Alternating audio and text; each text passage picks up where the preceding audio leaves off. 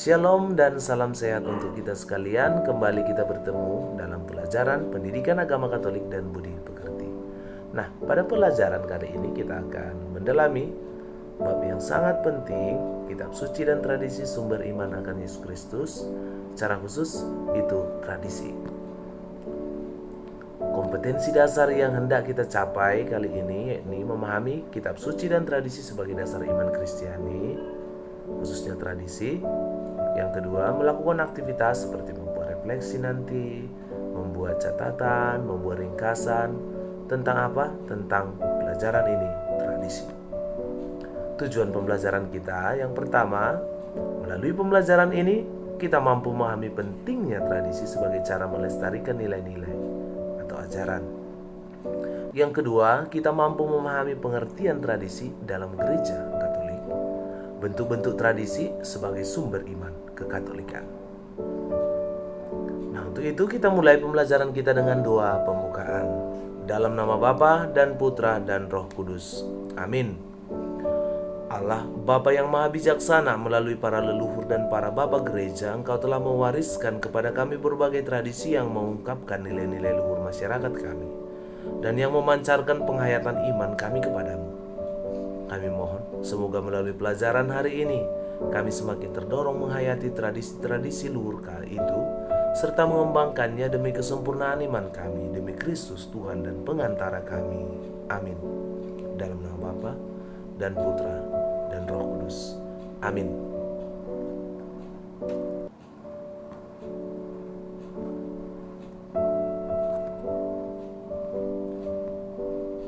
Baik, kita mulai pembelajaran kita. Tradisi kebanyakan diteruskan secara turun-temurun dan secara lisan. Gereja dalam ajaran hidup dan ibadatnya melestarikan dan meneruskan kepada seluruh keturunan dirinya seluruhnya dan imannya seutuhnya. Dapat kita lihat dalam De Verbum artikel 8. Nah, perjanjian baru itu adalah pusat dan sumber seluruh tradisi, karena di dalamnya terungkap pengalaman iman gereja perdana. Gereja Katolik yakin bahwa kitab suci bersama tradisi dinyatakan oleh gereja sebagai tolok ukur tertinggi iman gereja. Dapat juga kita lihat dalam De Verbum artikel 21. Dengan kata lain, kata iman yang dimaksudkan adalah baik iman objektif maupun iman subjektif. Jadi, kebenaran-kebenaran iman yang mengacu kepada realitas yang diimani dan sikap hati serta penghayatannya merupakan tanggapan manusia terhadap wahyu Allah. Untuk itu kita masuk dulu arti tradisi secara umum. Dalam Kamus Besar Bahasa Indonesia, tradisi itu berarti segala sesuatu seperti adat, kepercayaan, kebiasaan, ajaran, dan sebagainya yang secara turun-temurun diwariskan dari nenek moyang. Nah, setiap masyarakat tentunya punya tradisi yang berkembang dan diteruskan dari generasi yang satu ke generasi berikutnya. Nah, tradisi-tradisi dalam masyarakat pada umumnya diteruskan ke generasi berikut, itu secara lisan. Dengan kata lain juga, banyak kebiasaan dan tradisi yang dilaksanakan oleh masyarakat didasarkan pada cerita lisan dari para nenek moyang. Nah, meskipun demikian, kita juga harus mengakui bahwa tetap juga ada tradisi itu yang ditulis. Namun lebih banyak yang disampaikan secara lisan. Menurut Kamus Teologi, tradisi berasal dari bahasa Latin, yakni traditio, yang berarti penerusan. Maka tradisi adalah proses penerusan itu sebagai tradisi sebagai tindakan, atau warisan yang diteruskan itu tradisi sebagai isi. Kata tradisi dalam bahasa Yunani yaitu paradosis, yang secara harafiah berarti sesuatu yang telah diserahkan, diteruskan, diwariskan. Gereja Katolik mewarisi kekayaan tradisi yang luar biasa. Walaupun ada juga tradisi yang berubah dan tidak lagi hidup di kalangan umat. Arti tradisi dalam Gereja Katolik. Tradisi berarti penyerahan, penerusan, dan komunikasi terus-menerus. Dalam tradisi ada satu kurun waktu yang istimewa, yakni zaman Yesus dan para rasul. Periode itu biasa disebut sebagai zaman Gereja Perdana. Tradisi zaman Gereja Perdana menjadi inti pokok untuk tradisi berikutnya. Dibangun atas dasar para rasul dan para nabi dengan Kristus Yesus sebagai batu penjuru. Dapat kita lihat dalam Efesus 2 ayat 20. Di masa lalu, Gereja Katolik pernah mempunyai banyak tradisi seperti puasa. Pada masa puasa, puasa sebelum menerima komuni, pantang daging pada hari Jumat, mengangkat topi kalau melewati gedung gereja, dan lain sebagainya. Nah, tradisi itu pernah menjadi bagian dari budaya Katolik yang cukup populer.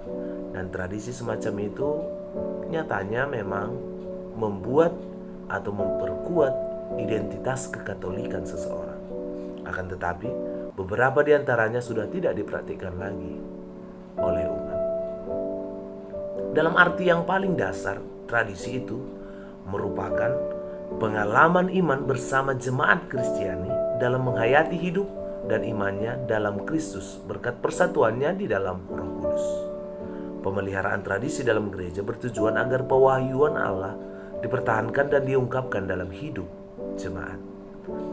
Dan oleh karena gereja tidak terikat dengan masyarakat, tidak terikat dengan budaya atau bangsa tertentu, maka penetapan tradisi-tradisi suci selalu menekankan prinsip universalitas, berlaku untuk segenap gereja, berkesinambungan dari para saksi atau murid Kristus dan para penggantinya yang didasari pada kesatuan dengan tubuh Kristus.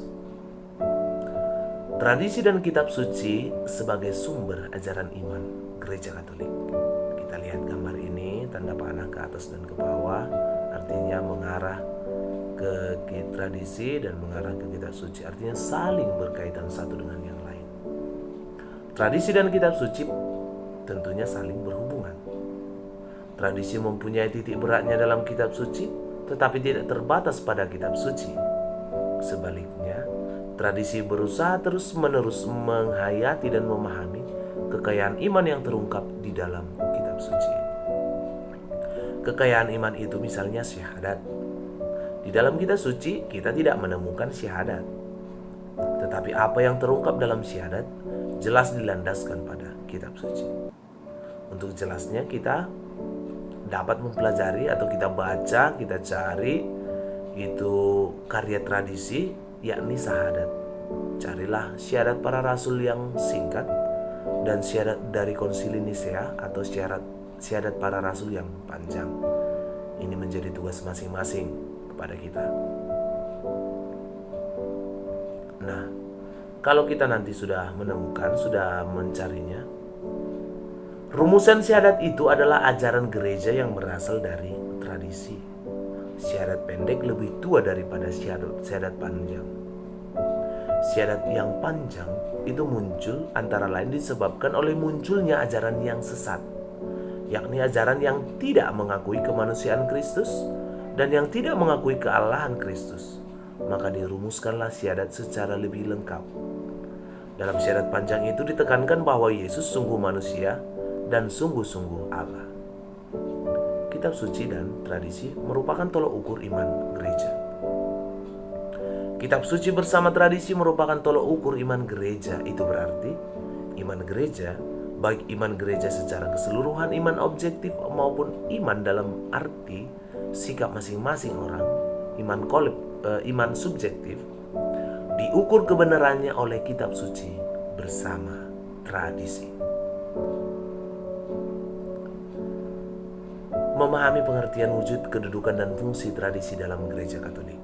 Para rasul dan para pengganti mereka mengajarkan bahwa apa yang diwahyukannya demi keselamatan semua bangsa harus tetap utuh untuk selamanya dan diteruskan kepada seluruh keturunannya.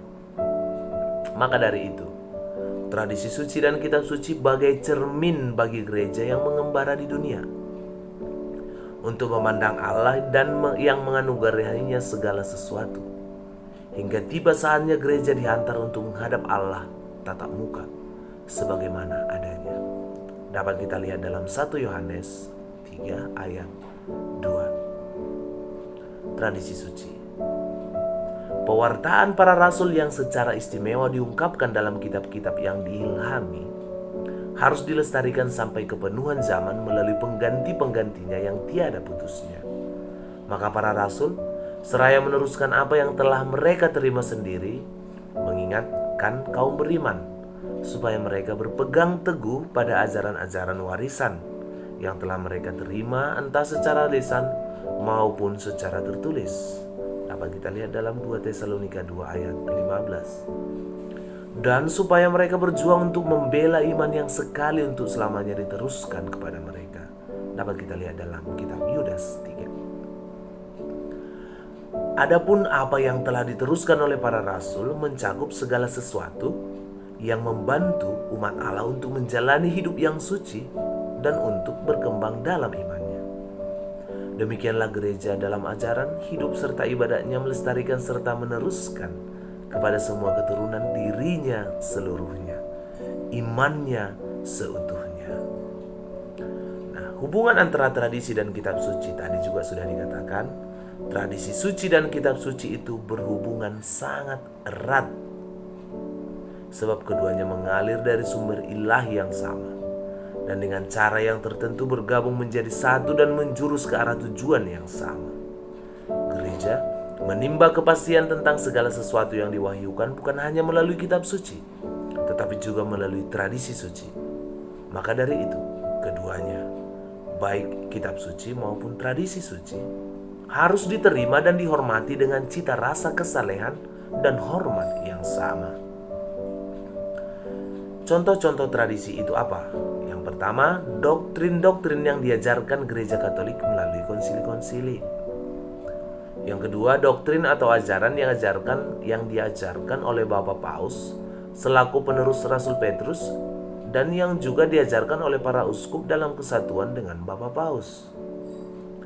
3. Tulisan pengajaran dari Bapak Gereja dan para kudus, Santo Santa yang sesuai dengan pengajaran magisterium. Yang keempat, katekismus gereja Katolik. Dan yang kelima, liturgi dan sakramen-sakramen. Nah, kesimpulan dari pembelajaran kita hari ini yakni tradisi gereja merupakan bentuk pengungkapan atas penghayatan iman gereja. Maka sesungguhnya tradisi merupakan sarana agar iman gereja makin berkembang. Tetapi itu semua dapat terjadi bila mana umat turut menghidupi tradisi tersebut.